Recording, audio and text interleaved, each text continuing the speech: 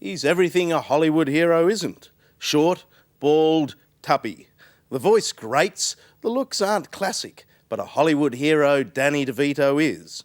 He's made a name as one of the funniest funny men in movies, and now he's become a big player in film production. Pulp Fiction was from his stable, and he directs too. But what Danny DeVito does best is dazzle you with a personality that lights up the room. Yeah, he's rolling. He's rolling. Yeah, this is my beautiful Partagas Robusto. A producer and a director, as well as an actor, Danny DeVito just can't help taking over the show. These are my matches. It would be politically incorrect in most Politically places these incorrect. days to Well, do this correct. on television. Well, I really worry about that, pal. I like your style. And this is a cedar match, I'll have you know. I like the smell of the match. Yeah, well, you're Hate going to the love smell of this. the cigar. Oh, you're going to love this cigar, man. You know what Rudyard Kipling said? No, about cigars. A woman is just a woman, but a good cigar is a smoke. Do you know what Freud said? Yeah. Sometimes a cigar is a cigar. Yeah. I like that one too, buddy. His personality overwhelms, almost in inverse proportion to his height. Quiet on the set. Quiet on the set. Fire away. Karen, look at you. Hi, Martin. At 5'0", Danny DeVito is one of Hollywood's biggest personalities. He's the small man who was made for the big screen. Chili's a gangster. Ran a club I used to play at for another gangster back in Miami. How is Momo these days, anyway? Dead. Bummer. The weird thing is, of course, that DeVito is not small on screen. Right. He's big. He's 30, 40, 50 foot high, depending on the size of the theater. How far back you can get the projector. Yeah, good. Yeah, that's good. Right. Having met DeVito, you quickly realise there's no point in looking for the man behind these celebrated roles. You don't have a cousin Patty. You lied to me. Borrow a piece of Hollywood hype, Danny DeVito is Danny DeVito. This is the most unfriendly acts you're committing. I mean, I don't know what the problem is, but I'm sure it can be resolved without resorting to violence. Yeah. You know, I'm always like the same. I mean, I've been like this all my life. I'm a little bit gruff. I'm a little, you know, I got a certain attitude about things, and you know, I like to make fun of things and kid around and clown around. And In the beginning, it was the character of Louis De Palma, an irascible, mean-minded, belligerent sleaze in the TV sitcom Taxi, which Danny DeVito knew was written for him. That's me. That's me. I'm gonna do it. I'm gonna stand on my feet and fight. All right. Get ready, world. Louis De Palma is back. His audition for the part has become one of the classic Hollywood stories. And the casting director says, "Okay, you're next." And there's the hot seat right across the room where you're going to sit and do your reading. And they're all sitting on sofas, and and they introduced me. Nobody knew me, and and all this. So I had the script, and I said, "There's one thing I want to know before we start. Who wrote this shit?" And I threw it on the table. So now I took one half a step in total terror, and then they went ballistic laughing. They were like falling on the ground. See, Louis walked into their lives. Was that the birth of the quintessential DeVito character? I think so. The guy Yeah, who's absolutely. a bit of a sleaze, a bit of a ratbag, we'd call him in Australia. Right. But you redeem him because we can't help liking him. That's right. Yeah, that was the beginning. Oh, no. Oh. Look. God damn it, Ralph. Get that map. After Louis came Ralph, the bad guy in Romancing the Stone. Take me back to Queens. It was a great part, but only after Danny built it up. Like, first of all, like in that one, in Romancing the Stone, Mikey D, who's a good friend of mine, Michael Douglas, my buddy, he's been, you know, we've been friends for many, many years. He's got this really good part for me in this movie, Romancing the Stone, that he's trying to get together. I read the thing, it was a guy in the shadows with a cigarette hanging out of his mouth. Mm-hmm. I said, where's the part? What part? What, is this like a guy in it? That's the part? You know? So he said, well, we're going to work on it. Oh, yeah, okay. Oh, all right, we'll work on it. You mean like we have to have dialogue and things like that, little things like the character? And after Ralph came Sam Stone in Ruthless People. I hate the way she licks stamps. I hate her furniture. And I hate that little sound she makes when she sleeps. Sam Stone, got to be one of the meanest. Meanest, like rotten, no good guy who's a man in hell. You know what I'm saying? But I thought it was kind of fun. You know, the guy marries for the wrong reasons, wants to kill his wife. Yeah. I love it when you hit people, Jules. Oh! That's great.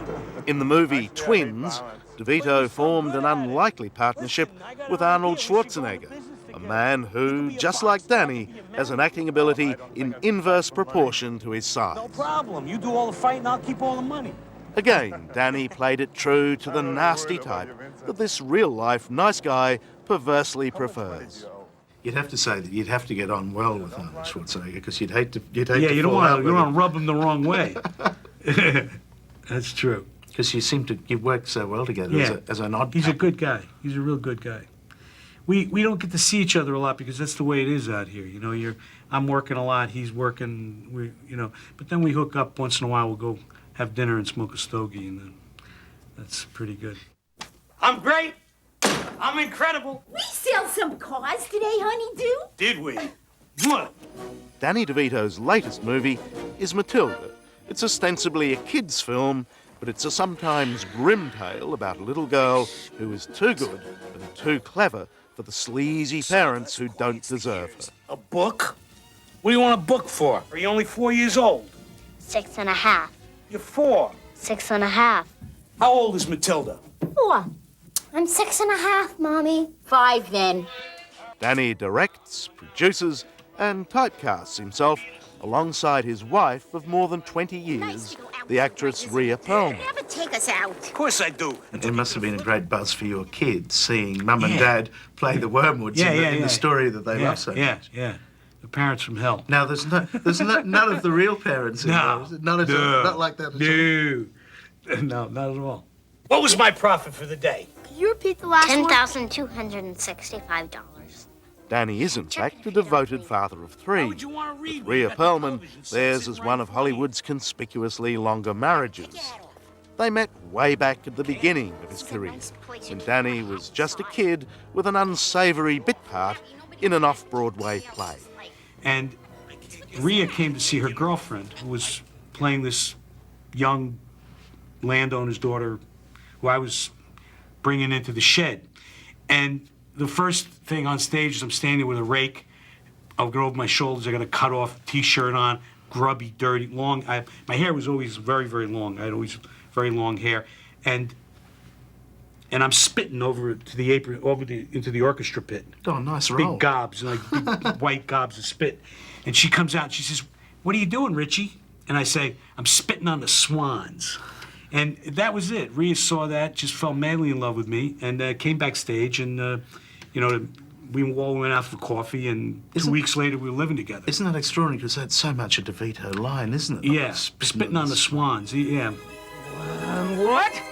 We're heading for the turkey, young lady. This latest film, Matilda, is based on the DeVito children's favourite short story from Roald Dahl. The teacher, Miss Trunchbull, is one of the scariest in literature. Danny knows that bits of this movie will frighten some kids, but he thinks that fear is just part of the fun of film and something he well remembers. I have 2 older sisters who were crazy about movies as well. And I was a kid, really young kid, and they took me to a double feature of The Thing, the original The Thing. Yeah, right? I've seen the original thing. And The Dead Man's Eyes. Oh, no. How with old were Lon you? Chaney Jr. I was a kid. I don't remember, but I know one thing. I spent most of the time on the floor, peeking through the seat. Well, that's what That was scary. The first movie I saw, I remember it because it scared me, was, believe it or not, I was frightened by Oklahoma, the dream sequence. I had to be taken from the theatre crying. God. Well, I don't want to hurt you or anything. Oklahoma, when the wind comes through the thing. Okay, so now I know whenever I need to get That's you. right. Oklahoma. Am I gonna kill her? I mean, she's supposed to come out of it like that. It's... All right, count to 3. But scary as Matilda and Oklahoma might be, they are nothing compared with this DeVito production. 2. feet! Speaking of dreadful and frightening scenes in movies, I mean, Yes. Pulp Fiction. Oh, yeah. I watched. Like that. Yeah. Well, this is Now another that's thing. out. Some of that's out of your mind. Let's face it. Well, this is another thing. Well, first of all, Quentin Tarantino, it's out of Quentin Tarantino's mind. That's first of all. And I produced the movie, but okay. But the thing is that you take no responsibility. Well, no, I do. I love the picture. All right, let's see what you can do. Take it away. I read this script in my bedroom, Pulp Fiction, and I'm like, I'm blown away, hysterical, laughing, going crazy. I said, Rhea, either this is really a work of art, or I am the sickest man that has ever walked the face of the earth. What about a bit of both? Bit of both, yeah. Okay. Actor, producer, and director, Danny DeVito has excelled at every role. Every character I've ever played was 5 feet tall. I don't know why, but I guess they write a lot of parts for people who are 5 feet tall. But for guys who are 5 feet tall out there in this country, I say, of genetically prodigiously tall people, I mean, you have created a whole constituency. I'm the hero. You're the hero. Yeah, that's right. Damn! Danny DeVito must be one of the happiest Hollywood stories.